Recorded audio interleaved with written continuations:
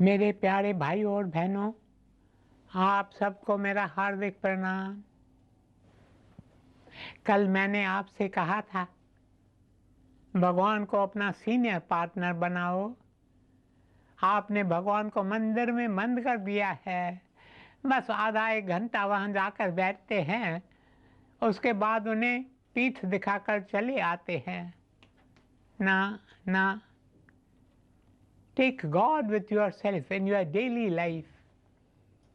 अपने दैनिक जीवन में भगवान को अपने साथ लेकर चलो। जब ऑफिस जाओ तो कहो, हे भगवान, तुम यहाँ सीनियर पार्टनर हो। मैं एक ऑफिस में गया था, वहाँ एक बड़ी सी कुर्सी रखी थी जो खाली थी। मैंने कहा, ये कुर्सी किसकी है?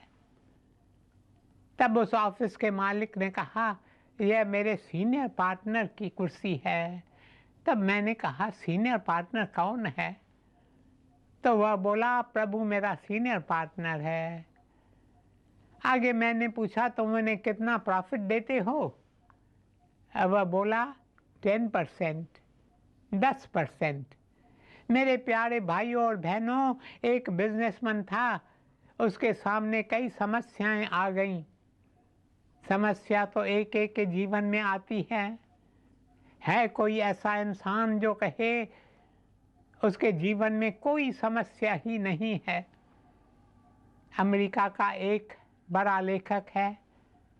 एक बार वह कहीं जा रहा था कि रास्ते में उसे एक आदमी मिला जिसने कहा, तुम कितने सारे लोगों की समस्या हल करते हो, मैं तुम्हें $1000 दूंगा।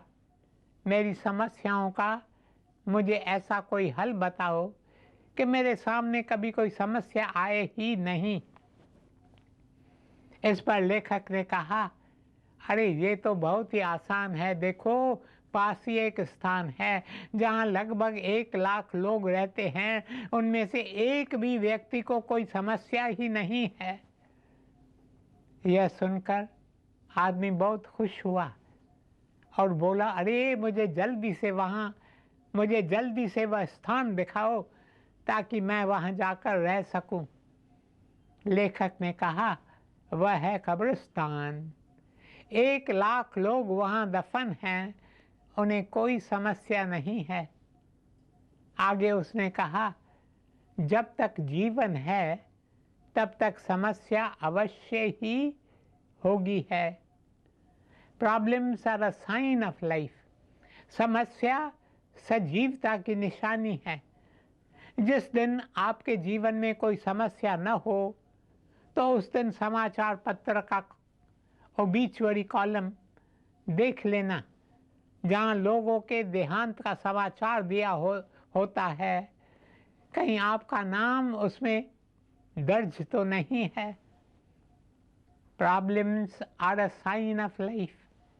जहाँ जीवन है वहाँ समस्या तो होनी ही है, पर समस्या आती है ताकि हम प्रभु की शरण लें और उनके निकट जा सके। समस्या हमारे जीवन में हमें ईश्वर के निकट ले जाने के लिए ही आती है। जब समस्या आए तो कहें, हे प्रभु, यह समस्या आई है, इस समस्या का आपकी सहायता से, आपके आशीष से, आपकी कृपा से हम सामना करेंगे और इस पर विजय पाएंगे। ऐसा करने से हमारी आंतरिक शक्ति उजागर होगी। जैसे जैसे हम हर समस्या का सही दृष्टिकोण और सही भावना से सामना करेंगे, वैसे वैसे हमारी आंतरिक शक्तियाँ उजागर होने लगेगी। हाँ, तो मैं बिजनेसमैन की बात कर रहा था। वह कुछ समस्याओं से घिर गया, जिसके कारण उसका स्वभाव चिड़चिड़ा हो गया। वह छोटी छोटी बात पर खीज उठता, वह सब पर क्रोध करने लगा, लोग उसे दूर भागने लगे। एक दिन वह बहुत परेशान हो उठा। वह अपने दफ्तर में चहलकदमी करने लगा, चहलकदमी करते हुए उसकी दृष्टि दीवार पर लगी अपनी माँ की तस्वीर पर पड़ी। पहले ज़माने में ऐसा होता था, लोग अपनी माँ की या पिता की या फिर अपने दादा दादी की तस्वीर अपने दफ्तर की दीवार पर लगाते थे। आजकल लोग फिल्म स्टार्स या रॉक स्टार्स की तस्वीरें लगाते हैं। पहले बड़े बुजुर्गों की तस्वीर लगाई जाती थी। लोगों की आस्था थी कि उनकी तस्वीर लगाने से आशीर्वाद मिलता है, जैसे व्यापार में बरकत होती है। उस बिजनेसमैन की दृष्टि माँ की तस्वीर पर जा पड़ी। उसकी माँ एक सीधी सादी देहाती औरत थी। वह पढ़ी लिखी तो नहीं थी, किंतु जब उसके बच्चे छोटे थे तो वह उन्हें बिठाकर बार बार एक बात कहती थी, For a few minutes, set aside all your problems and think of God. Meditate on God. अर्थात कुछ मिनटों के लिए अपनी सारी समस्याओं को भूलकर ईश्वर का ध्यान करो। माँ की तस्वीर पर दृष्टि पड़ते ही उस बिजनेसमैन को अपनी माँ की कही बात याद आ गई।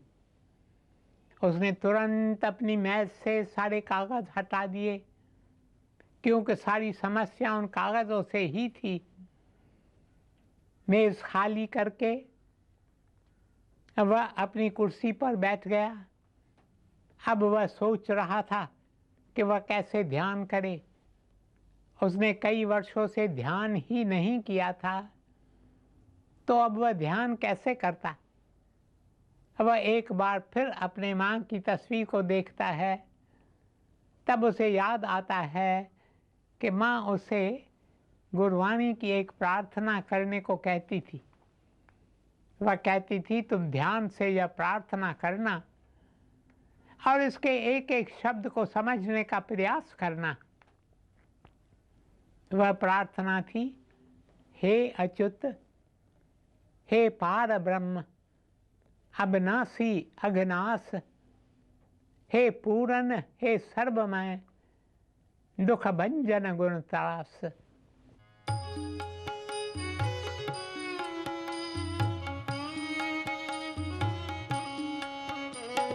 हे अच्युत हे पार ब्रह्म, अविनाशी अघनाश, हे पूरन हे सर्वमय, दुख भंजन गुण त्रास।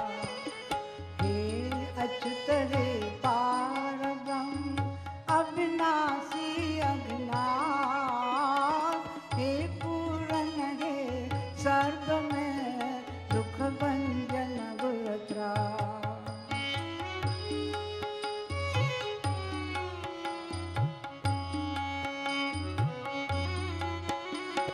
हे संगीरे निरंकार, हे निर्गुण सब टेका, हे गोविंद हे गुण निधान, जाके सदा विवेक। हे अपनों पर हरे हरे, है भी हो मनहार, हे संतां के सदा संगी, निधारा आधार।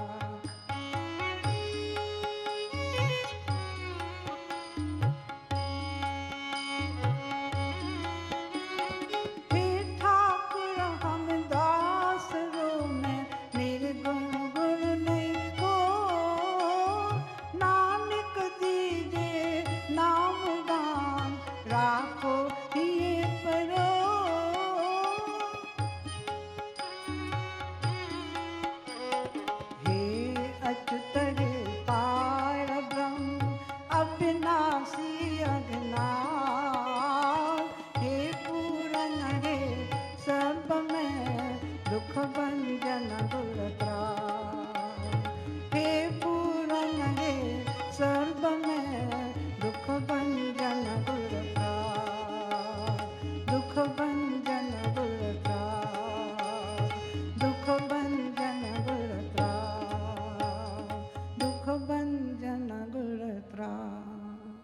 मेरे प्यारे भाइयों और बहनों, माँ ने उसे प्रार्थना के शब्दों का अर्थ भी समझाया था।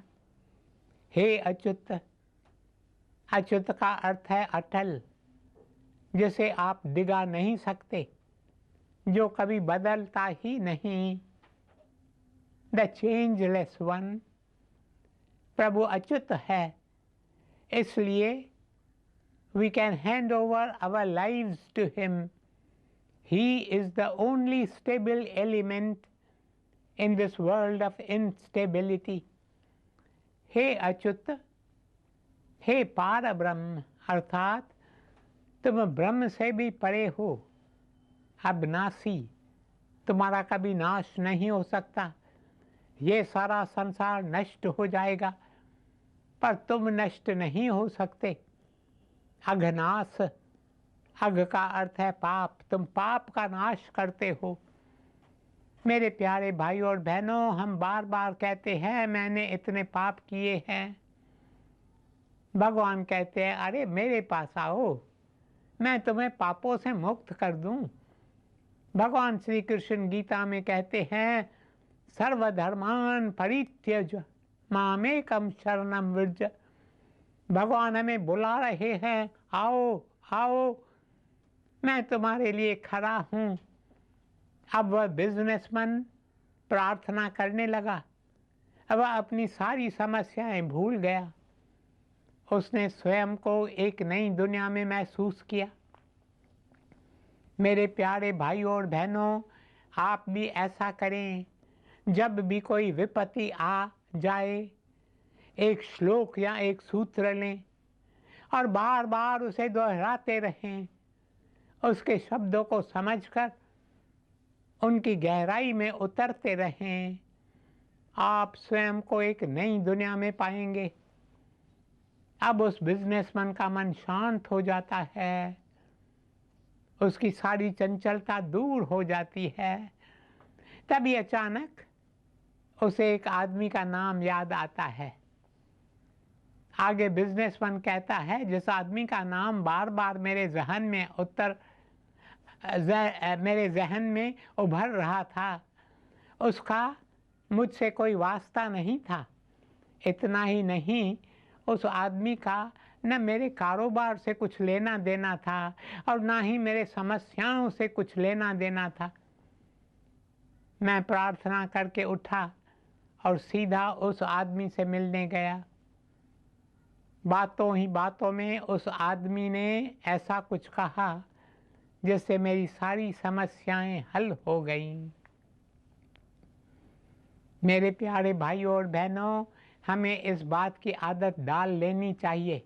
हमें बार बार ईश्वर के पास जाना चाहिए। मांग उसी से मंगता जो देता ही रहता। तुम बार बार उसी के पास जाओ, कोई भी छोटी या बड़ी बात हो, क्योंकि ईश्वर के लिए nothing is too small, nothing is too great. जो हमारे लिए असंभव है वह ईश्वर के लिए संभव है। इसलिए बार बार उसके पास जाओ। 16वीं सदी में एक महापुरुष आए। उनका जन्म विदेश में हुआ। उनका नाम है ब्रदर लॉरेंस। वे लोगों को यही शिक्षा देते थे। वे कहते अरे लोग मंदिर जाते हैं, तीर्थ स्थानों पर जाते हैं, वे बेकार में अपना समय गंवा रहे हैं, वे भगवान के पास नहीं जाते। भगवान स्वयं हमारे लिए बैठे हैं और कह रहे हैं तुम मेरे पास आओ, मेरे पास आओ, आ जा विश्राम पाए जमुना नदी के किनारे किनारे। आजा विश्राम पाए, आजा विश्राम पाए, आजा विश्राम पाए, आजा विश्राम पाए। जमुना नदी के किनारे किनारे, जमुना नदी के किनारे किनारे, जमुना नदी के किनारे किनारे, जमुना नदी के किनारे किनारे। है कौन जो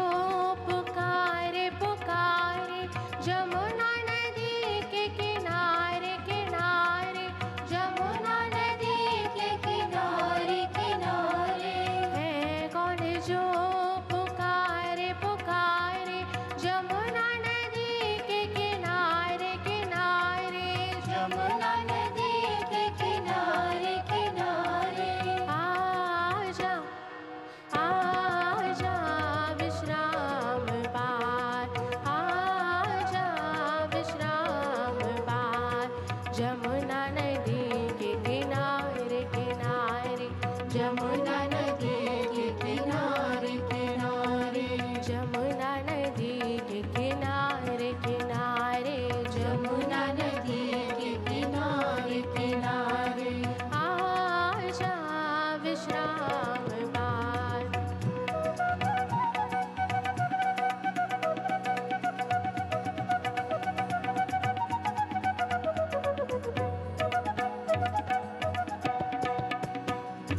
नीली नैया में कौन है आया अधरों पे मुरली गीत है गाया अधरों पे मुरली गीत है गाया नीली नैया में कौन है आया अधरों पे मुरली गीत है गाया अधरों पे मुरली गीत है गाया आजा आजा विश्राम पाए आजा विश्राम पाए जमुना नदी के किनारे किनारे जमुना नदी के किनारे किनारे जमुना नदी के किनारे किनारे जमुना नदी के किनारे किनारे जमुना नदी के किनारे किनारे जमुना नदी के किनारे किनारे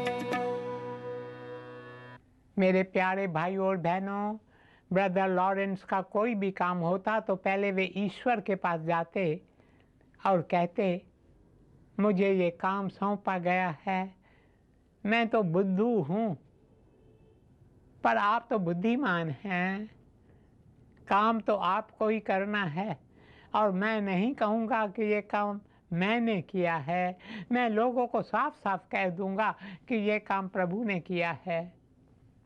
और ब्रदर लॉरेंस ऐसा ही करते थे। उन्हें इतने कठिन कठिन टेक्निकल काम करने के लिए दिए जाते थे, पर फिर भी पता नहीं वे कैसे वो काम कर लेते थे। वे पढ़े लिखे नहीं थे और पैर से लंगड़ा कर चलते थे। उनका कहना था, तुम बार बार प्रभु के पास जाओ, इस बात को अपनी आदत बना लो। Practice the presence of God so that you are established in God। वे कहते, प्रभु के पास जाने के लिए तुम्हें गणित या विज्ञान पढ़ने की ज़रूरत नहीं है, उसके लिए तो बस तुम्हें स्नेह भरा एक हृदय ही चाहिए। वे कहते थे, ईश्वर के पास स्नेह भरा दिल लेकर जाओ, दिमाग को भूल जाओ। दिमाग दुनिया की बातों के लिए ठीक है, पर जहाँ तक परमात्मा की बात है वहाँ केवल तुम्हारा दिल ही काम आएगा। दिल से परमात्मा के पास जाओ। एक लड़के से लोगों ने कहा, हम जानते हैं तुम एक लड़की से प्यार करते हो, पर फिर भी तुम जब भी उससे मिलते हो तो हमें यही सुनाई देता है, आई love you, I love you, I love you. लड़के ने कहा, ये तो तुम लड़की से पूछो कि जब मैं ये शब्द कहता हूँ आई लव यू तो उस लड़की को कैसा लगता है। लोगों ने कहा, क्यों, उसे कैसा लगता है। तब लड़का बोला, मुझे तो बस इतना ही पता चलता है कि वह छिपकर मेरा हाथ पकड़ लेती है और हम दोनों एक दूसरे को गले लगाते हैं। हाँ, तो परमात्मा से भी इस तरह तुम बार बार कहो, God I love you, I love you, I love you, I want to love you more and more, I want to love you more than anything else in this world. एक आदमी था, उसे बार बार टूर पर जाना पड़ता था। उसने बताया कि मैं जब भी टूर पर जाता हूँ तो मेरी पत्नी प्रतिदिन मुझे एक पत्र लिखती है और मैं भी उसे प्रतिदिन पत्र लिखता हूँ, पर मैं अपनी पत्नी का पत्र पढ़ने से पहले पत्र की अंतिम लाइन पहले पढ़ता हूँ जिसमें वह लिखती, आई love you darling, your affectionately. पहले ये पढ़कर फिर मैं पत्र पढ़ता हूँ। हाँ, तो प्रभु को भी यही चाहिए। वे चाहते हैं कि तुम उन्हें कहो आई love you, I love you, I love you. आज से ही आप प्रभु के पास जाना आरंभ कर दो। जब आप उनके पास जाने लगेंगे तब उनके यहाँ से जो भी आएगा आप उसे ग्रहण कर सकेंगे। ईश्वर का अपना ही एक तरीका है हमें देने का। ऐसा नहीं है कि हम जैसा चाहते हैं वैसा ही हमें मिलना चाहिए। ना ना, यदि हम उनसे गुलाब के फूल मांगे तो वे हमें फूल ही दें, नहीं, वे हमें फूल के बदले बीज देंगे ताकि हम उनसे फूल बोएं। यदि फूल भेजेंगे तो लोग उसे तोड़ लेंगे, फिर हमें कोई लाभ ही नहीं होगा। इसलिए प्रभु के पास जाने की आदत बना लो और कभी निराश मत होना। एक दिन अवश्य ही आपको उसका फल मिलेगा। ये पथ ऐसा है जिसमें आपको ज़रूर फायदा होगा। इसलिए इस पथ को कभी मत छोड़ना, मत छोड़ना, मत छोड़ना। मेरे प्यारे भाइयों और बहनों, भगवान जो करते हैं उसमें सदा भला ही होता है। हमें जो मांगना है वह हमें भगवान से मांगे। मांग उसी से मंगता जो देता ही रहता। मांगे पर कहें अगर उसमें हमारी भलाई हो तभी हमें वो चीज़ देना। तू दाना है, तू बीना है। इसलिए भगवान के पास जाओ, ज़रूर जाओ, बस शुरू करो, फिर देखो क्या होता है। ओम शांति शांति शांति।